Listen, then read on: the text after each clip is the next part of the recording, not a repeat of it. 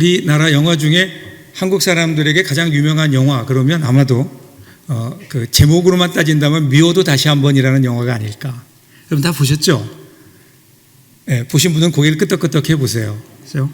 68년도에 나온 영화예요. 1968년도에 나왔는데 그 당시에 나오자마자 굉장한 인기를 끌었던 것은 물론이고 그 후에도 계속해서 다시 영화로 제작되기도 하고 그리고 드라마로 등장하기도 했죠. 이건 단순히 어떤 영화의 제목이라기보다 한국 사람들의 마음속에 미워도 다시 한번이라는 이 단어가, 이 말이 각인된 것은 아닐까. 근데 이 말이, 미워도 다시 한번이라는 이 말이 여러분 가장 많이 사용되는 곳이 어딜까? 지난번에 어느 분이 그런 글을 썼어요. 그랬더니 선거판이래요. 선거할 때, 선거 때만 되면 모든 정치인들이 들고 나오는 구호 중에 가장 많은 게 미워도 다시 한번. 잘못한 거 알죠?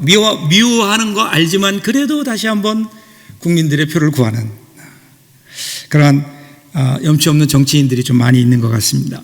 그런데 여러분 사실은요, 이 미워도 다시 한번이라고 하는 이 말은 그렇게 가벼운 말이 아닙니다. 밉잖아요. 미움이 있어요. 그냥 사랑할 만하니까 사랑하는 거 아니라고요. 미워요. 마음에 안 들어요. 미운데 그래도 다시 한번 기회를 갖는, 밉지만 다시 한 번의 기회를 주는 사랑, 깊이와 무게가 있는 말이죠.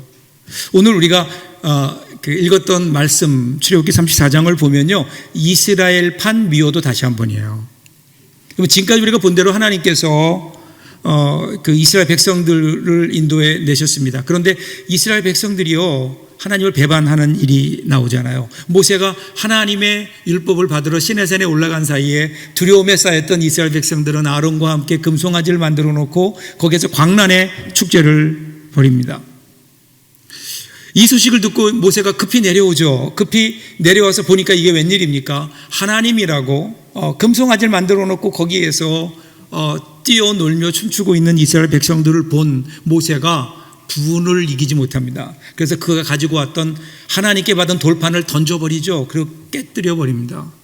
이것은 단순히 모세가 순간 화가 나서 한 행동은 아닙니다. 지금 가지고 온 돌판, 이것은 하나님과의 계약이거든요. 이제 우리는 하나님의 백성으로 살겠습니다. 하나님께 우리 그 이스라엘 백성들의 언약이 거기에 담겨 있고요, 하나님께서는 그것에 대해서 나는 너희의 하나님이 될 것이다 라고 한 약속으로 주신 말씀이거든요. 그런데 그 돌판, 그런데 이제는 그것을 보니까 기가 막힌 거예요. 너희들은 이 돌판을 받을 자격이 없다는 거예요. 너희들은 하나님과의 계약을 너희들이 스스로 파기했다. 너희들은 받을 만한 자격이 없다. 그래서 이 돌판을 그냥 던져버려서 깨뜨려 버리는 겁니다. 그뿐이 아니에요. 이제 모세는 이 우상숭배에 앞장섰던 3,000명의 사람들을 죽입니다. 그리고 금송아지를 갈아서 물과 함께 이스라엘 백성들에게 마시게 해요. 그런데 그런다고 하나님과의 관계가 회복되었나요? 그렇지 않죠. 이후에 모세가 하나님 앞에 다시 매달립니다. 중보하며 기도합니다. 자기를 죽여도 좋으니 이 백성들만은 버리지 말아달라고 하나님과 이스라엘 백성들 앞에 중간에 서서 하나님께 중보 기도하죠. 이 간절한 기도를 들으신 하나님께서 이제 그 진노의 손을 잠시 멈추시는 겁니다. 멈추시고 그 다음에 하나님이 다시 기회를 주시는 거예요. 우리 하나님의 사랑이 바로 이 미워도 다시 한 번의 사랑이 아닐까. 다시 기회를 주시는 하나님. 성경을 보세요. 하나님은요, 삼손이라고 하는 사람, 하나님이 그렇게 큰 힘을 주었음에도 불구하고 그는 한 번도 하나님의 일을 위해서, 하나님의 영광을 위해서 사용한 적이 없어요. 개인적으로만 사용했던, 자신의 어떤 쾌락을 위해 사용했었던 삼손. 그런데 그 삼손이라도 마지막에는 기회를 한 번 더 주시는 하나님.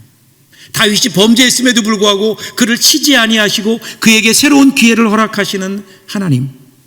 바벨론의 포로로 잡혀갔지만 그럼에도 그들로 하여금 다시 기회를 주셔서 돌아오는 기회를 주시는 하나님. 배반의 아이콘이죠. 베드로가 예수님을 3번이나 부인했음에도 불구하고 다시 한번 기회를 주시는 예수 그리스도의 그 은혜. 이것이 오늘 우리가 믿는 하나님 아닐까요? 다시 기회를 주시는 하나님. 오늘 본문을 통해서 이 하나님을 만날 수 있기를 바랍니다. 그리고 그 하나님 붙들고 다시 한번 우리가 힘있게 일어나는 사랑하는 우리 저와 여러분들 될 수 있기를 주님의 이름으로 축복합니다. 자, 어떻게 일어날까? 1절 보세요. 1절 보니까 여호와께서 모세에게 이르시되 너는 돌판 둘을 처음 것과 같이 다듬어 만들라. 너희가 처음 깨뜨린 처음 판에 있던 말을 내가 그 판에 쓰리니. 자, 이스라엘에게 새로운 기회를 주세요. 그러면서 하나님께서 가장 먼저 하신 일이 뭐냐면요, 모세에게 전과 같이 다시 돌판 둘을 만들어라, 그것을 다듬어라, 그렇게 말씀하세요. 그 이유는 뭘까요? 거기에 다시 한번 하나님께서 언약의 말씀을 주시려고요. 그런데 왜 돌판 둘을 만들라고 했을까요? 왜 돌판을 두 개 만들라고 했을까요? 한 판에 하나님의 계명을 다 적을 수 없으셔서 그랬을까요? 여러분, 지금 언약하는 거예요. 계약하는 거예요. 그러면 여러분, 계약할 때 어떻게 하죠? 계약서를 두 부를 작성하잖아요. 두 부 작성해서 사인한 다음에 하나는 내가 갖고 하나는 상대방이 보관하는 거예요. 지금 하나님께서는 이스라엘 모세에게 야, 이제 내가 너에게 다시 한번 기회를 주겠다. 그러니 다시 한번 언약하자는 거예요. 이 언약을 통해서 너희는 나의 백성이 되고 나는 너희의 하나님이 다시 될 것이다. 그러기 위해서는 계약서 작성하자는 거예요. 지금 언약의 말씀을 주시겠다는 거예요. 그래서 두 개를 작성하려는 거예요. 하나는 하나님께 속한 거고 하나는 사람에게 속한 거예요. 하나님께서 그 말씀을 주시겠다. 다시 언약을 체결하자라는 거예요. 여러분, 우리 신앙에 있어서 오늘 우리가 놓치고 있는 말 중에 하나가 언약이라는 말입니다.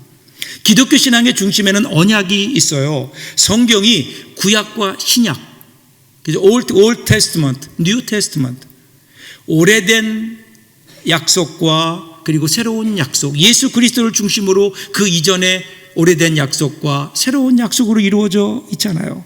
이와 같이 하나님은요, 이 땅에 하나님의 백성들과 더불어 관계를 맺으실 때, 그들과 더불어 함께 하실 때, 그때 하나님은 이 언약을 맺으시는 겁니다. 이 언약을 통해서 하나님은 하나님의 사람들과 함께 이 땅의 역사를 이루어 가시는 거예요. 그래서 여러분, 우리가 하나님 앞에 내가 이제 예수 믿겠습니다라고 작정하고 우리가 받는 예식이 있잖아요. 그게 세례식이에요. 세례식을 통해서 나는 이제부터 하나님의 백성입니다. 하나님과 그리고 거룩한 공동체 앞에서 여러분 거룩한 언약식을 하는 거 아닐까요?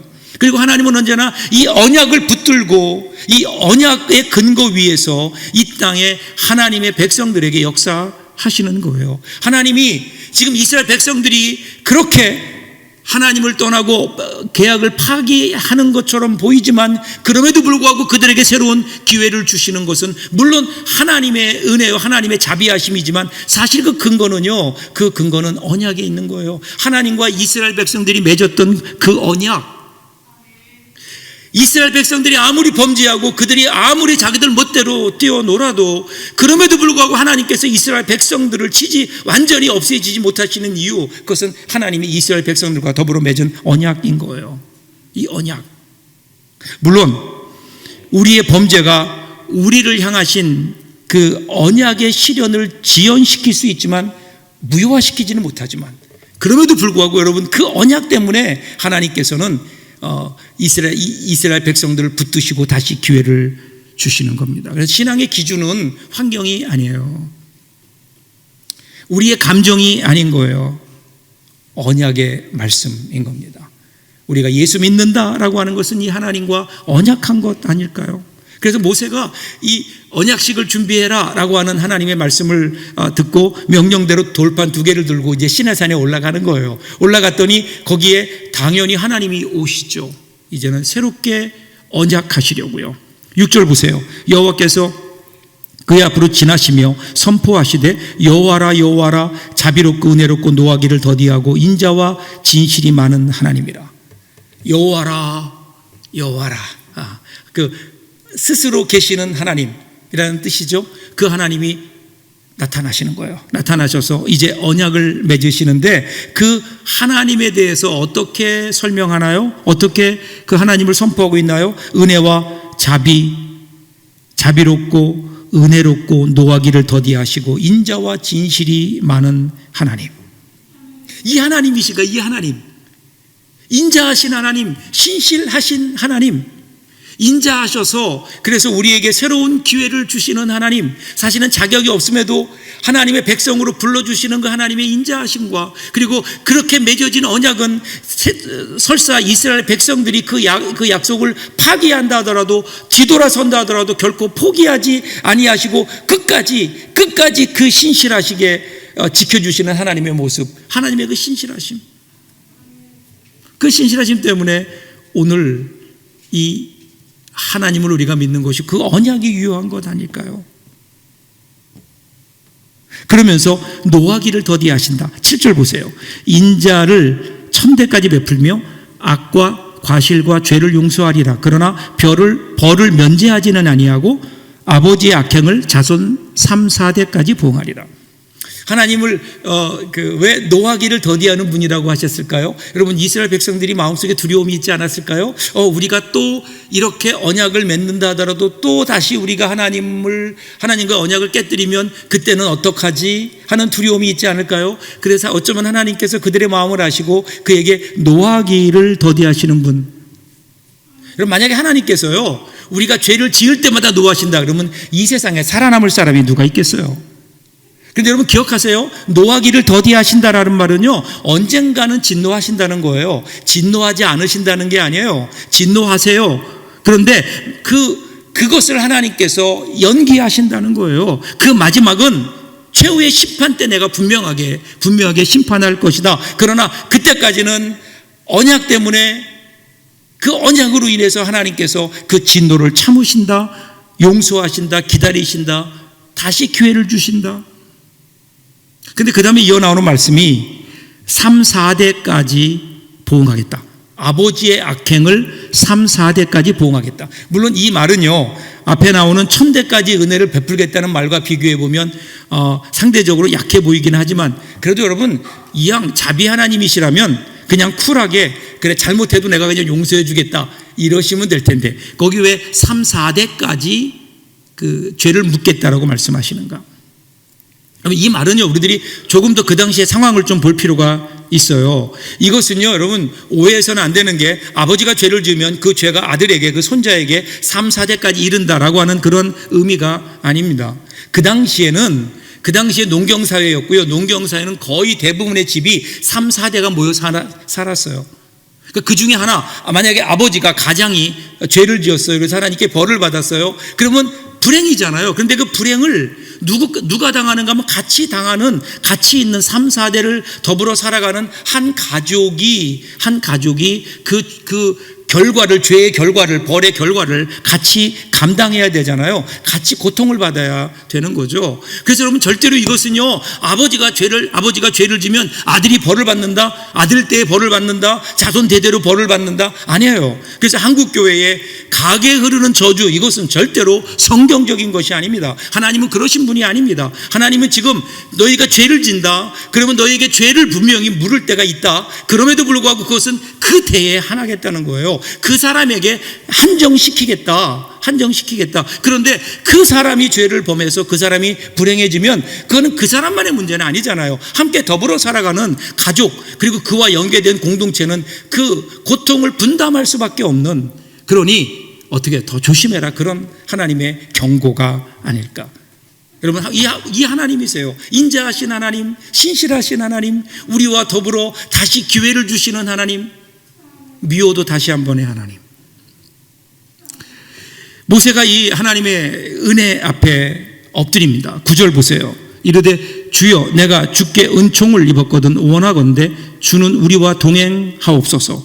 이는 목이 뻣뻣한 백성이니이다. 우리의 악과 죄를 사하시고 우리를 주의 기업으로 삼으소서. 나와서 지금 고백하는 거예요. 하나님께 고백하기를, 하나님 우리는 목이 뻣뻣한 백성입니다. 그러니까 우리를 불쌍히 여겨주십시오. 여기 목이 뻣뻣하다, 목이 곧다라고 하는 말은요 완고한 거예요. 말을 안 듣는 거예요. 짐승들, 소나 말이 주인이 가자는 대로 가지 않고 자기 마음대로 가려고 버티는 그 상태가 바로 목이 뻣뻣하다는 의미이거든요. 목이 뻣뻣한 백성입니다. 하나님 그러니 우리를 불쌍히 여겨주십시오.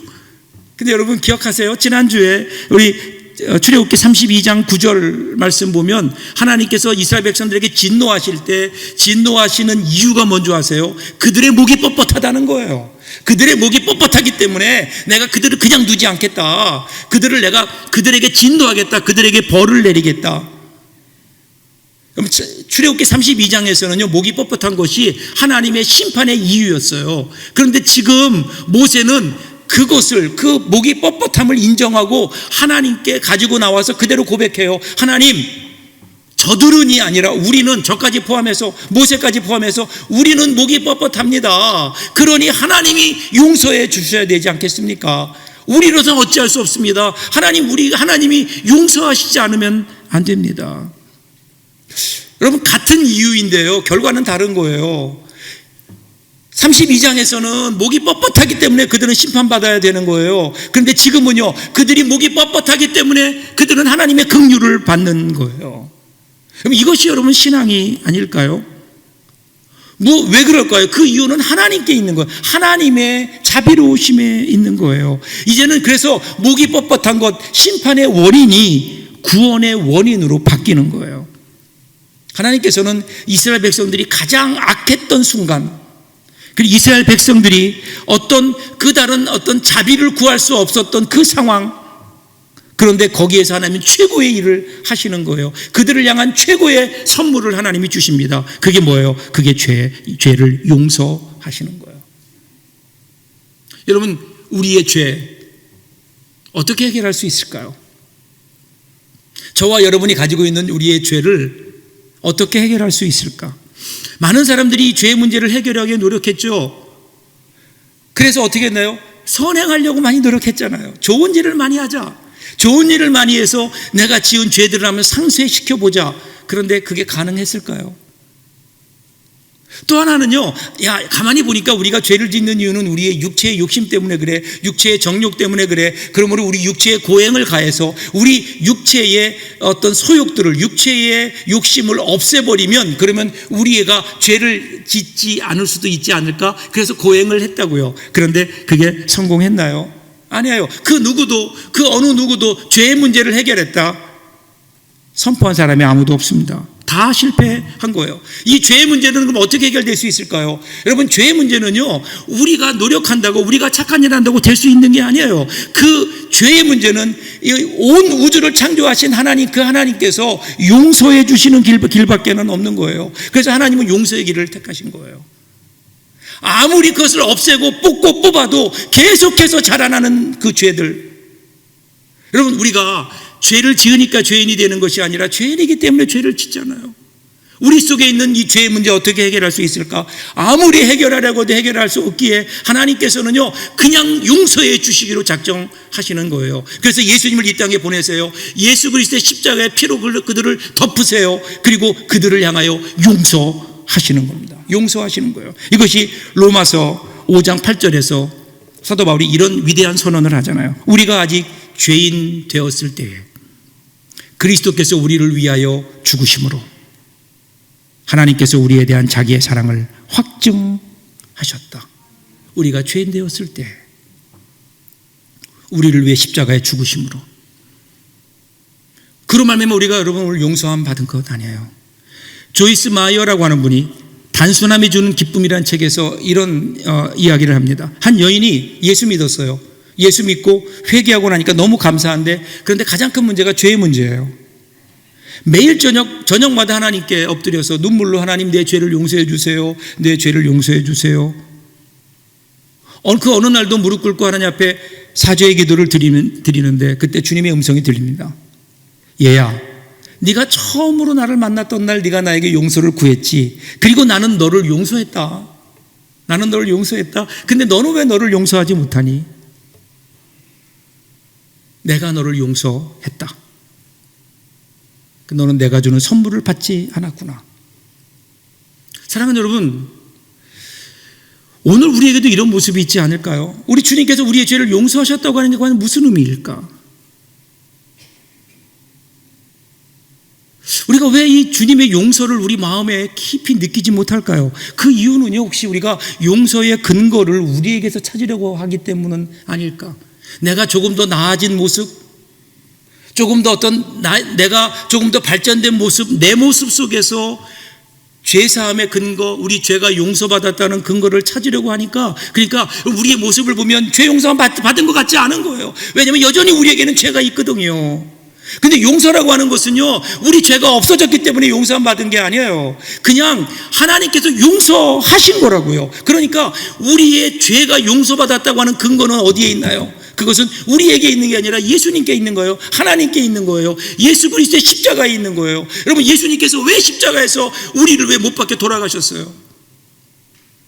예수님의 죄 때문인가요? 아니잖아요. 저와 여러분들의 죄를 가지고, 죄를 대신 지시고 십자가에 죽어 주신 것 아니에요? 예수의 십자가의 피로 우리의 죄를 덮어 주신 것 아니에요?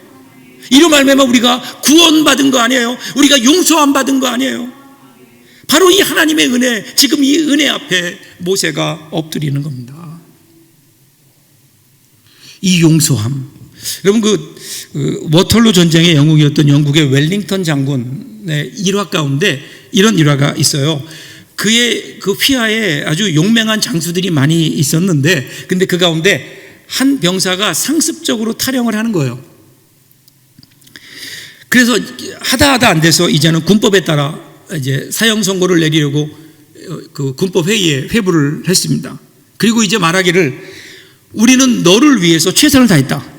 너를 가르쳐 보기로 해, 너를 가르치기도 했고, 그리고 때로는 너를 달래보기도 하고, 그리고 때로는 체벌도 가하고, 심지어는 감옥에까지 넣어보았다. 그런데 너는 변화되지 않았다. 그래서 너에겐 더 이상의 기회가 없다. 이제는 군법에 따라 너는 사형시켜야 된다. 이 병사를 사형시키기 위해 준비를 하는데, 그때 장군의 보좌관 중에 한 명이 장군에게 와서 이렇게 얘기해요. 장군님, 아까 장군님의 말씀을 들으면서 이 병사를 위해서 모든 것을 다 하셨다고, 최선을 다하셨다고 하는데, 사실은요, 한 가지 안 한 게 있습니다. 한 가지 안 한 거? 그게 뭐지? 장군님은 그 병사를 용서해 보시지 않았습니다. 용서하지 않았습니다. 여러분, 이 말이 웰링턴 장군의 마음을 움직였어요. 보좌관의 권위를 받아들입니다. 그리고 용서합니다. 네가 비록 그랬지만 나는 너를 용서한다. 근데 그 용서한다는 그 말 앞에 이 병사가 바뀐 거예요. 이제는 항상 타령하려고 했던 그 병사가 앞장서서 전투에 용맹하게 나가는 병사로 바뀌었다. 이것이 우리를 용서하시는 주님의 마음이 아닐까? 왜 우리를 용서하실까요? 우리의 죄를 용서해 주신다고요? 그냥 죄가 아무것도 아니기 때문이 아니에요. 해도 안 되니까, 이 죄의 문제를 해결하는 것은 용서밖에는 없기 때문에 하나님께서 인간의 몸을 입고 이 땅에 오셔서 십자가에 죽으심으로 우리를 용서하시는.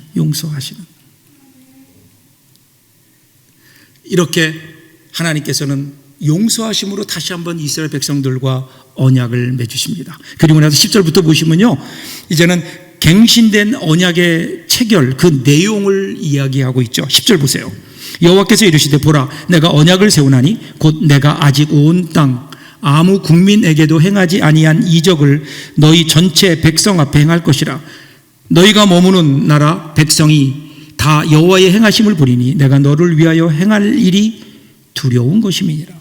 자, 언약을 맺으세요. 언약을 맺으면서 하나님께서 뭐라고 말씀하세요? 야, 너희들 지금까지, 이제 오늘 언약을 맺으면서 너희들 앞으로는 지금까지 너희가 그 어느 누구도 역사상 어떤 다른 민족도 경험해보지 못했던 새로운 일들을 경험하게 될 거야. 새로운 일들을 행할 거야. 여기서 여러분, 행한다라고 하는 이 말은요, 히브리어로 보면 바라라는 말인데, 이 말이 창조하다 그 말이에요. 하나님께 창세기 1장에서 천지를 창조하시니라 할 때 그 창조예요. 그러니까 하나님께서 지금까지 아무도 경험하지 못했던 일들을 오늘 언약을 맺는 너희들에게 내가 그 일을 행할 거야. 하나님께서 그들의 미래를 약속해 주시는 거예요. 여러분, 이건 마치 이거 같아요. 여러분, 남자와 여자가 결혼하잖아요. 결혼 약속하면서 결혼하자고 하면서 남자들이 주로 뭐라 그러죠? 여자들에게? 한번 기억해 보세요. 우리 남성들, 나랑 결혼하면 손에, 여기 속아서 결혼한 분들 많죠? 나랑 결혼하면 내가 뭔가 이전에 네가 혼자 살 때와는 경험하지 못했던 새로운 세계를 경험하게 해줄게 그러잖아요. 물론 다 거짓말이지만 지금 하나님은 그런 거짓말은 아니에요. 하나님은 이스라엘 백성들과 언약을 체결하시며 야 너희들 이제 나의 백성이 돼. 그러면 이제 너희들이 앞으로 경험해야 될 것은 이전에 그 어떤 민족도 경험해 보지 못한 것일 거야. 여러분, 이 하나님의 약속, 이 하나님의 놀라운 약속, 그리고 하나님께 직접 그렇게 이루어 주셨잖아요. 그리고 그 하나님이 우리의 하나님이시고 오늘 우리가 하나님 앞에 하나님의 백성이 되기로 우리들이 언약하는 그 순간 하나님은 여전히 오늘도 우리에게 이제 내가 너와 함께 이전에 지금까지 살아왔던 너의 인생이 아니라 새로운 인생, 이제는 경험하지 못했던 새로운 것들을 내가 창조해 나갈 거야, 이렇게 부르시는 하나님. 그런데요, 거기에 하나님 한 가지 조건을 다세요. 그런데 네가 이 길에 있어야 돼. 여러분, 그 아내가 남편이 주는 그 어떤 사랑을 받으려면 어떻게 해야 될까요? 그거는 아내의 자리에 있어야 되는 거예요. 하나님은 우리의 자리를 가르쳐 주십니다. 그것이 11절 12절이에요 너는 내가 오늘 내게 명령하는 것을 상바 지키라. 보라, 내가 내 앞에서 아모리 사람과 가나안 사람과 헷 사람과 브리스 사람과 히위 사람과 여부수 사람을 쫓아내리니 너는 스스로 삼가 내가 들어가는 땅의 주민과 언약을 세우지 말라. 그것이 너희에게 올무가 될까 하노라. 지켜야 되는 것을 말씀하세요. 그게 뭐죠? 내가 들어가는 땅의 주민과 언약을 세우지 말아라. 여러분, 여기 나오는 이 언약이 바로 그 언약이에요. 하나님의 언약과 같은 거예요. 지금 이스라엘 백성들은 하나님과 언약을 맺었다고요. 그런데 그들이 가나안 땅에 들어가면 거기에 있는 또 다른 백성들, 또 다른 신들과 더불어 언약을 맺을 수도 있으니 절대로 그러지 마라, 그 언약을 맺지 말아라 하는 거예요. 여러분, 이것을 전문용어로 이중계약이라고 해요. 하나님과 언약을 맺었어요. 그런데 그들은 또다시 다른 신들과 언약을 맺어요. 여러분, 이스라엘 백성들은요, 한 번도 하나님을 떠난 적이 없어요. 한 번도 하나님을 버린 적이 없다고요. 그들은 여전히 하나님을 섬기고 있어요. 그런데 하나님을 섬기면서, 하나님과 언약하면서 동시에 다른 신들과도 언약하는 거예요. 하나님도 섬기고 다른 신도 섬기고, 하나님도 바알도 하나님도, 그리고 금송아지도 섬기는 거예요. 여러분, 지난주에 우리가 보았던 이스라엘 백성들, 금송아지를 만들어 놓고 뭐라고 하죠? 그 앞에서 뭐예요? 번제와 화목제를 드려요. 번제와 화목제는 하나님께 드리는 제사예요. 아마도 모르는 사람이 봤으면 하나님께 드리는 제사인 줄 알 거라고요. 그런데 하나님께서 보실 때 그거는 하나님께 드리는 제사가 아니라 우상에게 드리는 우상 숭배였다고요. 이것이 여러분 이스라엘 백성들의 모습인 거예요. 하나님과도 계약을 하고 바알과도 계약을 하는. 여러분, 오늘 우리의 모습도 그렇지 않을까요? 하나님과 언약했어요. 하나님의 백성이 되었음에도 불구하고 우리가 이 세상에서 사는 동안 그 언약대로 살지 못하고 다른 이 세상의 법과 또 언약을 맺고 그렇게 살아가고 있는, 하나님이 이중계약하지 말라는 거예요. 이중계약하지 말아라. 하나님께 이것을 허용하지 않으세요. 14절 보세요. 너는 다른 신에게 절하지 말라. 여호와는 질투라 이름하는 질투의 하나님입니다. 질투를 두 번이나 강조하죠. 질투, 여러분, 질투는 강한 사랑입니다. 누가 질투할까요? 사랑하는 사람, 그것도 특별히 배타적인 사랑의 관계에 있는 사람들만이 질투하는 겁니다. 남편과 아내, 질투할 수밖에 없는 관계입니다. 만약에 남편과 아내 사이에 다른 사람이 있음에도 불구하고 질투하지 않는다, 그러면 그것은요 이미 부부가 아닙니다. 사랑하지 않는 거예요. 남편과 아내, 이것은 배타적인 관계인 거예요. 그 안에 어떤 남자도 어떤 여자도 그 안에 끼일 수가 없어요. 대신할 수 없는 거예요. 하나님과 우리 사이가 그래요. 하나님은 우리 언약을 맺으실 때 그렇게 맺으셨다고요. 배타적 사랑 관계인 거예요. 그 안에 아무것도 들어올 수 없어요. 근데 그 안에 뭐가 있단 말이에요. 자꾸만 하나님과 이스라엘 백성 사이에 뭔가 들어와요. 바알도 들어오고 아세라도 들어오고 금송아지도 들어오고 자꾸만 들어와요. 그러니까 하나님께서 어떻게 해요? 그것에 대해서 질투하신다는 거예요. 질투. 사랑하는 여러분, 오늘 우리는 어떨까요? 오늘 우리와 하나님 사이에 혹시 하나님이 질투하실 그 어떤 것들이 있는 것은 아닐까? 우상이 뭘까요? 우상은 간단하게 정의하면요, 하나님과 우리 사이에 끼어 있는 것들이에요. 그것 때문에 하나님을 더 사랑하지 못해요. 그것 때문에 하나님께 나아가는데 그게 방해가 돼요. 그것 때문에 하나님을 바라보는 우리의 시야를 가려요. 이게 여러분 우상 아닐까요? 부부 사이에 그 어떤 것도 허용되지 않듯이 하나님과 우리 사이에 그 어떤 것도 없어야 되는데, 그런데 우리가 이것을 잘 관리하고 있는가? 여러분과 하나님과의 관계는 어떻습니까? 여러분, 부부 사이에도 이런 것들이 오래 지속되다 보면 관계가 점점 멀어지게 되고, 그래서 이런 실패를 경험한 사람들이 부르는 노래가 있잖아요. 당신과 나 사이에 저 바다가 없었다면, 뭐 그런. 사랑하는 여러분, 이를 위해 하나님은 그 어떤 틈도 허용하지 않으십니다. 이스라엘 백성들이 하나님과의 관계에서 승리로운 삶을 살 수 있도록 하나님이 계명을 주세요. 10가지 계명을 주시잖아요. 그러면서 첫 번째가 너는 나 외에 다른 신을 내게 있게 말지니라. 그리고 오늘 본문 14절 말씀, 14절 이하 말씀은요, 이것을 쭉 설명하는 거예요. 하나님과의 관계, 혹시 그 안에 다른 것들이 틈타고 있지 않은가? 그래서 성경은 우리에게 마귀로 틈타지 못하게 하라. 사랑하는 여러분, 요즘 여러분과 하나님의 틈은 어떻습니까? 하나님과 지속적인 경건의 시간을 가지고 계십니까? 규칙적으로 그분께 기도하며 그분의 음성을 듣고 계십니까? 모이기를 패하지 말라는 말씀을 따라 예배를 소중히 여기고 살고 있습니까? 혹시 돌아보면 지난 2년 동안 코로나로 인해서 하나님이 우리에게 주신 새로운 은혜가 분명히 있지만, 근데 그것이 2년간 지속되면서 혹시 하나님과 우리 사이가 점점 멀어진 것은 아닐까요? 주님의 음성이 우리에게서 잘 들리지 않는 것은 아닐까요? 가까이 있던 주님이 점점 멀게 느껴지는 것은 아닐까요? 다시 한번 우리의 마음을 다잡아야 될 때입니다. 사랑하는 여러분, 은혜로 산다고 하는 것 감사한 일이죠. 하나님께 다시 한번 기회를 주셨다고 하는 것 얼마나 감사한 일입니까? 그런데 기억하세요. 하나님은 하나님의 진노를 거두신 것이 아니라 잠시 연기한 것뿐이라는 것을. 우리는 그렇게 얘기하죠. 뭐 패자부활전 3세번. 그런데 여러분, 우리 인생은 2번 다시 오지 않아요. 오늘 여러분이 살아가는 오늘 이 시간은 절대로 여러분 인생 가운데 2번 돌아오는 것이 아닙니다. 똑같은 날은 없습니다. 하나님이 허락한 이 시간은 바로 오늘 이 시간인 거예요. 여러분, 오늘 이 시간 하나님이 은혜로 주신 거라고요. 정말 미워도 다시 한번 그런 마음으로 하나님이 우리에게 주신 이 귀한 기회를 또다시 흘려버린다면, 여러분, 우리는요, 하나님은 우리에게 은혜를 주셨습니다. 설사 우리가 실패한다 하더라도 하나님은 우리에게 분명히 은혜를 주실 것입니다. 그러나 그렇다고 우리가 마음대로 사는 것은 은혜를 모르는 일 아니에요. 정말 우리가 하나님의 그 애끓는 마음을 안다면, 그러면 오늘 주어진 기회가 우리 인생의 마지막인 것처럼, 이 기회가 내 인생의 마지막 기회인 것처럼 근신하고 허리띠를 동이고 하나님 앞에 더 성실하고 진실하게 살아야 되지 않을까요? 이왕 우리 신앙생활하는 거 하나님 질투 유발하지 말고 하나님만을 사랑하며 하나님과 함께 동행하는 삶이 되면 얼마나 좋을까요? 마지막 기회예요.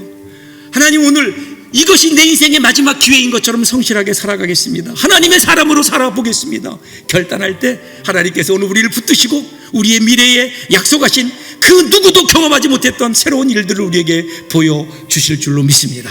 이 믿음으로 이번 한 주간도 승리하는 저와 여러분들 될 수 있기를 주님의 이름으로 축복합니다.